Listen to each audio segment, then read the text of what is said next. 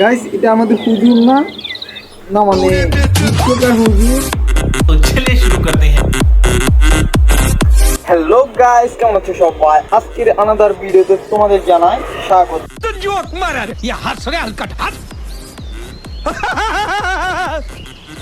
প্রতিবন্ধী বলে থাকি। হ্যাঁ গাইস, আজকে একটা প্রতিবন্ধী অ্যাপের প্রতিবন্ধী কিছু মানুষের ট্যালেন্ট দেখবো। আমরা কালো হতে পারি মামনি, তাও তোমার মতো নাইট ক্রিম মাখি না।